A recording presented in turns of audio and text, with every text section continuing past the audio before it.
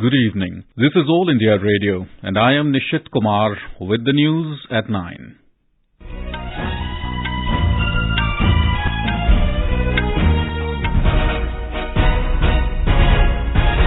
The headlines.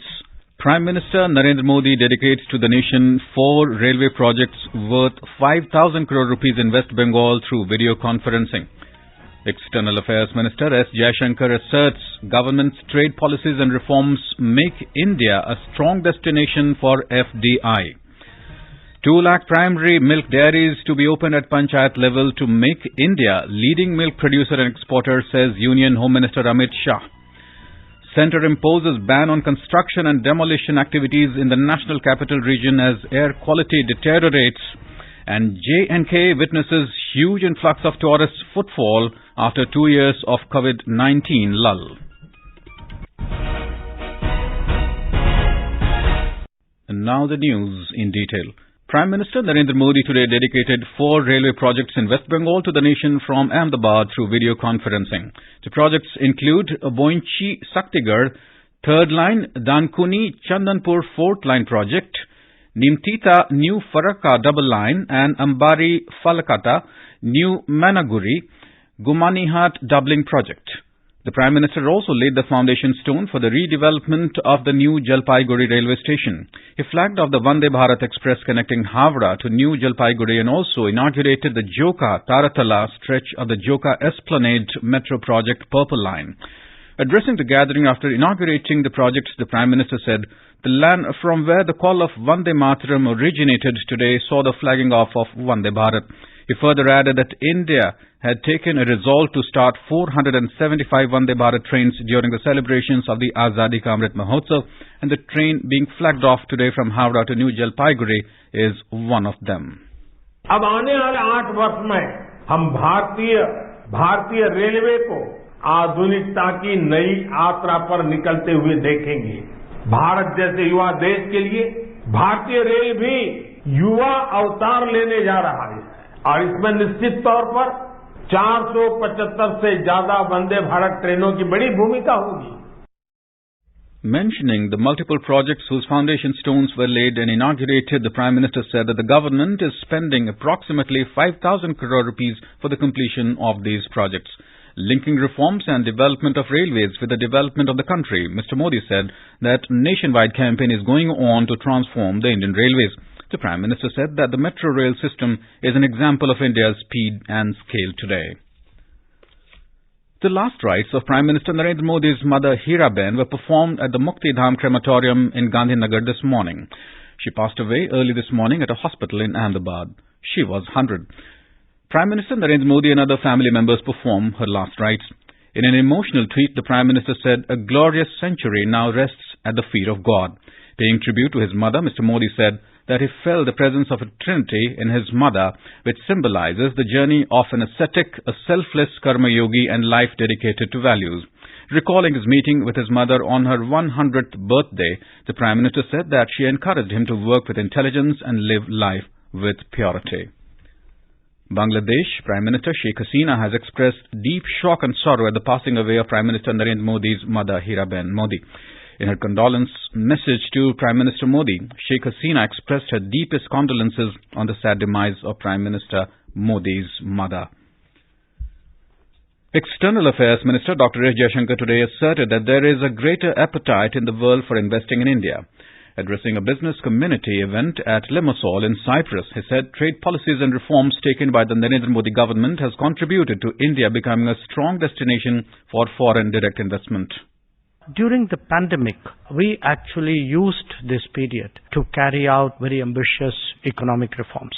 Some of these were in the making since 2014, but certainly the Make in India initiative and what we call Atmanirbhar Bharat, which is a sort of a self-reliance, it's promoting greater capacities within India. These were taken by the government in a much more focused way, and our goal is clearly to make India a major manufacturing hub.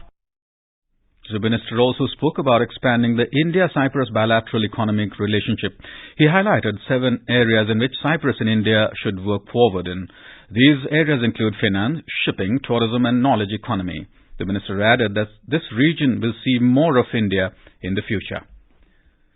The Unique Identification Authority of India, UIDAI, has advised residents not to share their Aadhaar openly in the public domain, particularly on social media and other public platforms. Electronics and IT Ministry said Aadhaar cardholders should not disclose their Aadhaar OTP to any unauthorized entity and refrain from sharing M-Aadhaar PIN with anyone. It has asked the cardholders to use Aadhaar confidently to avail benefits and services, but observe the same level of caution as they do in case of any other identity document. The minister said UIDAI also provides the facility of Aadhaar locking as well as biometric locking. If a resident is not likely to use Aadhaar for a period of time, he or she may lock Aadhaar or biometrics for such a time period. The same can be unlocked conveniently and instantly as and when required. The Enforcement Directorate, ED, has carried out a search operation in over 1,548 bank accounts involved in cyber crimes and frozen funds of over 42 crore rupees in the case related to mobile gaming applications e-Nuggets. The agency has seized an amount of over 110 crore rupees so far under the provisions of the Prevention of Money Laundering Act. The ED has registered the case on the basis of an FIR in Park Street Police Station, Kolkata, against Amir Khan and others based on the complaint filed by Federal Bank authorities. This is All India Radio giving you the news. For quick news updates around the clock, follow us on our Twitter handle at AIR News Alerts. Welcome back. Union Home and Cooperation Minister Amit Shah has said that in 3 years, 2 lakh primary milk dairies will be opened at the Panchayat level across the country to benefit milk producers and make India a leading milk producer and exporter. He was speaking at a public gathering in Mandya today after inaugurating a mega dairy in Karnataka. The Home Minister assured the cooperative milk producers of all the technical assistance from the Cooperative Ministry. आजादी के तुरंत बाद ही भारत के किसानों ने cooperative मंत्रालय, cooperative ministry कृषि मंत्रालय से अलग हो, इसकी मांग की थी। उस वक्त अगर इस पर किसी ने काम किया होता तो आज भारत के किसानों की स्थिति अलग होती। परंतु मैं बधाई देना चाहता हूं देश के प्रधानमंत्री नरेंद्र मोदी जी को कि जिन्होंने अलग कोऑपरेटिव मिनिस्ट्री बनाकर भारत के किसानों के विकास का रास्ता प्रशस्त किया है। The government has increased interest rates on various small savings schemes for the fourth quarter of the current financial year, starting from the 1st of January 2023. The interest rate of 5-year National Savings Certificate has been increased to 7% from 6.8%. The Finance Minister said the interest rate on the Senior Citizen Savings Schemes increased to 8% from 7.6%. The monthly income saving account rate has also been increased to 7.1% from 6.7%. The interest rate on Kisan Vikas Patra will now be 7.2% and will mature in 120 months. The interest rate of a small savings deposit of 1 year time period has been increased to 6.6% from 5.5%. Information and Broadcasting Minister Anurag Singh Thakur expressed happiness that Azadi Ka Amrit Mahotsav is being marked by Serbia through a specially designed postal stamp. In a tweet, Mr. Thakur called it a reflection of the global recognition and expanding Indian soft power. The Indian Coast Guard has concluded a maiden contract for 10 multi-copter drones to boost marine surveillance and interdiction capabilities. This is in consonance with the government's policy of embracing drone technology. The Defence Minister said these drones are capable of being launched from ships whilst underway as well as shore stations. These drones are going to assist in search and rescue both by day as well as night, it added. India wicketkeeper batter Rishabh Pant sustained injuries after his car collided with a divider and caught fire while he was travelling from Delhi to Uttarakhand early morning today. According to police, he was alone in the car when his Mercedes car hit the divider railings on the Delhi-Haridwar highway near Roorkee at around 5:30 a.m. Reports say Pant sustained injuries on his head, knee and shin. Pant is currently getting treated for his injuries at Max Hospital in Dehradun. Prime Minister Narendra Modi has expressed sorrow over the accident of noted cricketer Rishabh Pant. In a tweet, Mr. Modi said he is distressed by the accident and prayed for his good health and well-being. The Prime Minister has also condoled the passing away of football legend Pele. In his message, Mr. Modi called him a global football superstar whose popularity transcended boundaries. He said Pele's outstanding sporting performances and success will keep inspiring the coming generations. The government has imposed a ban on the construction and demolition activities in the National Capital Region NCR as the air quality deteriorates in the last 24 hours. Today, the city's average air quality index stood at 399, which is only 2 notches below the severe category. In view of the significant deterioration in air quality, the subcommittee of the Commission for Air Quality Management, CAQM, invoked Stage 3 of the Graded Response Action Plan, GRAP, in the NCR. While Stage 3 bans construction and demolition activities, it exempts projects related to rail services and operations, metro projects, airport projects, projects related to national security or defense, projects of national importance and healthcare facilities. In Jammu and Kashmir, a large number of tourists are thronging Bhadarwah Valley to welcome the New Year 2023 after 2 years of COVID-19 lull. District Administration Doda took several measures, including aggressive social media campaign and promotion activities to revive winter tourism. Nodal officer of the New Year Festival, Amir Rafiqui, said that all the hotels and guest houses are running packed first time in 3 years. He said tourism sector is expected not only to revive but may flourish in a big way in the coming year. जितने hotels हैं पूरे pack हैं, पूरा tourist जो है full enjoyment ले रहा है भद्रवाह का, क्योंकि स्नोफॉल जो है टाइमली अभी रात को काफी स्नोफॉल हुई है।